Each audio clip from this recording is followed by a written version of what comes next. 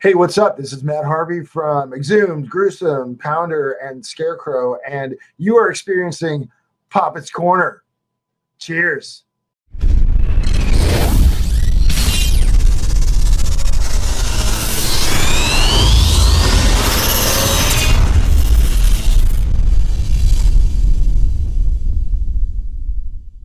What's going on, everyone? Welcome to another episode of Poppitt's Corner. I'm thoroughly excited to be talking with the one and only Mr. Joshua, and of course, the newcomer Brad from Voraath. Thank you guys again for giving me a few minutes of your time to do this. I really appreciate it. And how you guys been, man? Thanks for coming on the show. Yeah, thanks. Yeah, good. We're just out on tour right now. We've been, I mean, not a Voraath tour, obviously, but on the Nile Incantation Sang with Sugar Bog I Am tour. Been out here for almost 3 weeks now. So as of this moment, though, are you guys stuck in a snowstorm? From my understanding, is it? I mean, we were last night. It was fine. It was warm weather. We woke up to the bus doing something crazy, and when I looked out the window, we were being towed in the middle of the snow, and that rhymed. But right now, it's not snowing at all. Nothing. It's just cold. So how long is this specific run of dates for you guys? Is this like a 3-month tour? Is this just a couple weeks? It was like, I think it came out to like 32 shows, but it's like 5.5 weeks. My goodness. Yeah, that's a long time, dude. And let me ask you guys this. So obviously this is your first kind of tour back from the whole pandemic, correct? So my question is how has the touring experience been compared to pre-pandemic? Ooh, I think the only difference really is the venues are being more safe about, like, people wearing masks, and you have to, not every venue, but most of them, you have to show like proof of vaccination to actually get into the show. There's a whole thing of like, if we get COVID, if anybody gets COVID, the shows are canceled. So you can't really hang out with anybody from the crowd really after the show, which kind of sucks because I love doing that. But no meet and greets. Yeah, no meet and greets, and nothing like that. So does that obviously counts for the band members too, correct? Yeah, right. Wow, well, I got my own views on that, so we'll put that aside. But for now, so have the shows been full? Have they allowed maximum capacity these days, or is it just a certain percentage of them, depending on what venue it is? No, everywhere we've been has been full capacity, and the shows have been packed. Yeah. Fuck yeah. Well, it sounds like people want to get outside, so yeah, that's exactly what it is. Now I kind of want to steer the ship a little bit and talk about your guys' new project and just how Voraath actually got started. Because I know, Josh, you're in like a million bands at this point. And so, I mean, is this like a project that's going to, you're going to be doing album after album and touring after touring? Or is this just like, you have a bunch of your friends and just wanted to do a project with them? I would say this one, we were just like, we want to tour a lot. So a lot of the members, and see, like with the other projects that I was involved with, sometimes, people have normal jobs and it could be harder to tour. And so Brad lives the tour. I love the tour. We're like, we need to make a project that we can just go. And the other members, their jobs allow them to tour, pretty openly. And so this whole project's definitely aimed at a lot of touring. So, yeah. And give me the when you guys actually started this particular project, because it's relatively new. Yeah, like pretty new. How long ago was it? Yeah, maybe like 5-6 months. If that. Oh my goodness. Well, dude, that's fucking awesome. Thanks for giving me the opportunity to do this with you on such a new project. Now I want to get to obviously the single which we're promoting here, which is the Barrens. I'm going to go ahead and just, again, this can air whenever you guys want it to, but I'm going to go ahead and show some of the music video. And I'm just kind of curious, because Josh, I believe you directed this, and correct me if I'm wrong here, but I'm just kind of curious your specific, the concept for this video was and what you wanted to, I guess your goal for the concept on this video. Yeah, so most with this video, it was kind of it kind of showcases the environment in which we're in. So we know we developed this really complex story. We're in a different, a lot of the stories that we wrote with other projects, because like writing a lot of sci-fi is in a different planet. Well, this time we're like, what if we bring sci-fi elements, start here on Earth, and see what happens? So pretty much we have this very complex storyline having to do with the Earth that's been half destroyed. By 80% of the population has been wiped out. We're in probably year 2136, 2136. There we go. And I couldn't say that right. And pretty much it follows these dudes who pretty much take on these jobs, almost kind of like mercenaries, to hunt down certain things. And it gets into a much more complex story that we're working for this corporation that's working weirdly for this kind of alien thing that came, and it's what brought about the extinction. But a lot of this is still a secret. Like, we don't know what brought this. People just died. It was a really complex extinction, and so that's what we're doing here, is unlocking the mysteries, what happened, who's behind it. You find out that there's new religions and things. There's just weird crack in the sky that allows this interdimensional. This is weird. It's going to get weird. And so this first story is a rescue mission, and that's what this first music video is about. So it's a rescue mission to get one of our characters he went ahead for like a reconnaissance mission to obtain this thing called a Nexus key. And in short, he kind of gets captured. So we got to go get him. And that's pretty much. And so the point of this video is to kind of show a little bit of the world, this dystopian world, and kind of show how we're a pretty elite team trying to get our buddy back.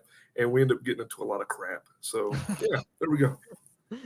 I like it. And explain kind of how long it took you guys to do, obviously to get together and do the music video. It was just like a day shoot and then a lot of editing after, or? Yeah. It was, we were like, hey, let's find a factory. And so we went around looking around South Carolina for a factory. Actually, Brad spotted one. We were on our way to one, and he looked over and goes, hey, there's one. So we just jumped out of the car. It's completely probably illegal. And we broke into a factory and started ushering people in and shoot a music video. And there was like weird meth heads coming in, and it's pretty epic. There was a Spider-Man meth head. He like was crawling up the wall. I'm not joking either. We're like, whoa, that's cool. But I didn't get that on video. Okay, awesome. Now I'm kind of curious with you, Josh, and I correct me if I'm wrong. I'm not sure who writes the majority of the material here, but how are you going to separate this particular writing style wise compared to, say, Xael, and how do you want your ultimate goal, I guess, for the overall sound of this new project that we're talking about today? Well, the good thing is Brad writes. I mean, he still in Nile, he plays bass and stuff, but he plays guitar and this is a big thing for him, where he's writing a lot of riffs. Some of the riffs he's writing, I didn't think they're really cool. It's got a unique style to it. And so he's bringing a whole new element to it. Now, this song definitely has a lot of my vibe in it, because this is one of the first songs that I wrote just to get out there. But yeah, we're definitely splitting the writing process even more this time. So it's now everybody's contributing to the writing. So the next song that's coming out definitely going to have a much different feel. Brad definitely did most of the writing on that one. And I love the random acoustic piece within the middle of this particular song. I just feel like there's so much variety in with the Barrens and whatnot. And Brad, can you kind of talk about your thinking when, even infusing just an acoustic piece within such a chaotic extreme metal kind of song? That was, like Josh said, he wrote this one, so this was like his idea. As far as like the acoustic pieces, I don't know. If the song calls for it, we put it in there. And, there are definitely times where we'll write a piece and put it in there. You go, yeah, that's great. And then later just take it out because maybe it didn't call for it or whatever. But I think it takes away from the monotony of just like straight, just brutal. Because that's not really what we're trying to portray in this band. It's more like, it is brutal what's going on, but there's also elements of like epicness, and like this, like saying this song is like, them on a mission to capture or to find me because I've been captured. So that's pretty. sweet. So it's got to have like a sweet acoustic part to it. Yeah. It kind of brings it encapsulates the emotion because it's been mean, and then you hear this break where it's like, oh, and then we actually rescuing Brad at this point, and it kind of brings that epic feel and almost that emotion of, oh, thank God they were going to eat me. They were going to eat him. Now, Josh, this question pertains to you, and I think you're the director of the video, from my understanding, and correct me if I'm wrong here, but, I guess creatively wise, what does directing a video give you that, say, writing and performing music doesn't? Oh, man, I do it just because I have to. We're poor. No, it's an necessity. No, actually, I really do like making videos. I mean, because nowadays people have such a short attention span. You write a song you think is good, you put it out there, people may hear it because there's a million other metal bands at the same pond doing the same crap. So you got to put something visually to kind of bring people out of that. So I'm kind of stepping into that a little bit more. Almost every song we're going to do is going to have a music video for this album. So because we have control over it, we have our own camera equipment. So it definitely is a different. It's different. It kind of brings to light because you can hear it in the head. You see the visuals, but to actually try and manifest that. And the thing is, it always comes out way different. You think, like, to me, I thought it was gonna come out a lot different, but it's kind of fun to see what happens at the end of a music video. Like, you make it, what's going to happen, the gist of the story's there, but the art, the view of it comes out different, which is actually kind of fun. And are you going to be doing single after single after single this time around, instead of just releasing a full-length record, so you can have time to direct a video in between each of the songs? We're still exploring that, to be honest, because the thing is, a lot of new record labels are talking about how they're trying to just move singles out because a good example is this last Xael album. We spent a long time developing this album. We put a lot of time in it. We got it out there. Like 2 songs were favored. Most of the album wasn't viewed. This time, I think it gives us a lot of time to focus and let people really go into the song and listen to the effort that it took to get into it. So we're still trying to decide what would be the best route with that. For right now, singles are working, but probably definitely put it all together for some big compilation or album. So maybe. It's interesting that you would say that in a genre that holds our physical media so in high regards. Like, I would think the singles market would be a pop thing, but are you telling me so it's in the metal market as well? It's in all the market. Yeah, it's people just have a short attention span in general. Because like me, I used to come from my old. I used to love like more black metal, so I'd write like an 8-minute, 10-minute song, and we even had label reps. This isn't a little bit because Voraath's not on the label yet, but with Xael stuff, we actually had reps that say that song's too long.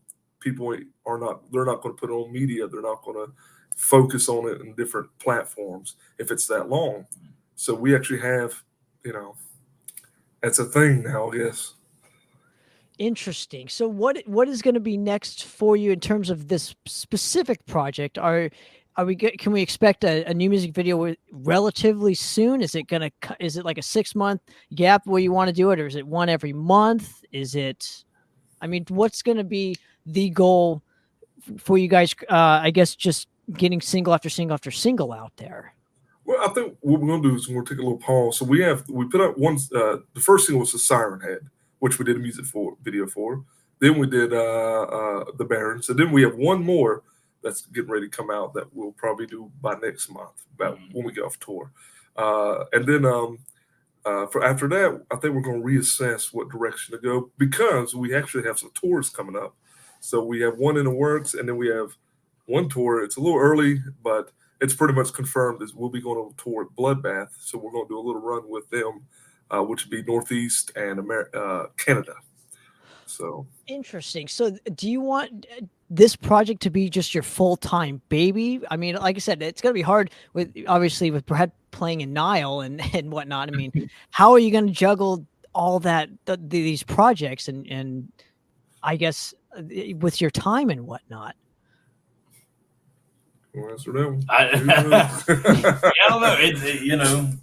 It's one of those things where we're not the only people that have like a few projects going on that tour full time. It is tough, but you just have to work together and get the scheduling right. Yeah, and most bands you got to take it. If say one band tours for 6 weeks, you come back, you spend a couple weeks home, then the next project could take off tour for a little bit, come back. The other project's probably getting ready to go back on tour again. Do that. So there's a lot of time actually to pull. And for me, I'm mostly focusing on one almost kind of 2-ish projects. It's the same for Brad. So 2 projects is very manageable. Yeah. So and when I go on tour with them, I'm the drum tech actually when I go come with tour Nile. So 3-ish things. Is there a specific avenue that you guys want to explore that say you haven't yet within music or just art related in general? It's hard to say, honestly. I mean, this, like you mentioned earlier, like, there's acoustic elements to this, which you don't really hear in extreme metal very often. So again, like, we're not really tied down to just like extreme death metal or whatever. So there's really no telling. Yeah, kind of letting the music do its own thing this time, because one of the big things I enjoy myself is emotions. Like, there's more than just like I'm not a big fan of metal songs. It's like this song is about I'm gonna kick a dog. It's like, okay, that's pretty not. Well, what I guess what I was kind of insinuating was, obviously you direct videos, you write music, but I was just curious, is there like a different avenue within the music business that you've always wanted to explore more that you haven't yet? And not just infusing elements of other genres of music into the specific band, but I'm talking just an overall creative outlet that you would like to explore. We get video games. Yeah. Yeah, we're looking into for the live shows, not just coming out there like most metal bands. Actually getting into like the theatrical side of things too, to where whatever you hear in the music, whatever the story is, whatever's going on within the story, we can actually like build a stage show to where you can see it. It's the visual as well. So yeah, we're working on that too. So our live show will be like, imagine like going to a Broadway play, but it's a fucking extreme metal band. you kind of see on the Barrens a little bit. Like you see there's this mask. We developed these masks and armor, and the mask had these lights. And so the lights actually indicate the emotion of what's happening. So live. So we're trying to really incorporate that to a live show. We ain't just some guys up there with a shirt like, what up? Like we want to bring this odd dystopian world in our playing as well. So that will be just as much incorporated. Now, would you hire actors and actresses on the road? I would think that would get really expensive to do something like that. Or would you kind of just have your friends being the actors and whatnot, and kind of go run through the rehearsal, have them come into the rehearsal space and whatnot when you guys are playing the song and saying, this is what you need to do during this part. So it emphasizes what I'm doing on the drum kit or what I'm doing on the guitar, or how I scream, or is it going to be something to that effect? I mean, we could implement that first. The budget's not going to be there, so we're going to be the props. So with our armor and the way we look and bring that environment, we're going to have some props on stage to help kind of bring that to life. But we are going to be the props at first, and as our budget increases, we're going to slowly add more and more pieces to it. So. Interesting. So I guess in final, I want to thank you guys again for coming on and hanging with me for a few minutes. I know you guys are super busy on tour. There's a lot of downtime too. So it means a lot to give me some of that time. But what is next for Voraath and what you guys have coming up in general as far as music goes? I mean, so far, like we said, like we just released, or we haven't released it yet. So we're about to release that video. Go home, work on the next video. And there's a Bloodbath tour. There's talks of one maybe in April. We're not totally sure yet. August. Or no, August. Not yeah. April. Jesus. August. April, August, same thing. Yeah. Same month. And how can people actually get anything Voraath related? Because again, this is so new that I mean, what are your guys' main links to help support the band? Bandcamp, of course, like Bandcamp, Spotify. We're on all the auditorily on all the mediums. But as far as merch, we're actually getting ready to fix that. So we're getting ready to have a merch store and all that. But right now it's just Bandcamp, and then music on Spotify, iTunes, and all that stuff. But here soon, merch will be a thing. Absolutely. Well, gentlemen, I want to wish you obviously a safe rest of you guys' tour. Really appreciate you giving me a couple minutes of your time here to do this, and go support Voraath. Guys, thanks very much again. Appreciate it. Thank you. Absolutely. For another episode of Poppitt's Corner, guys, we're out of here. Cheers.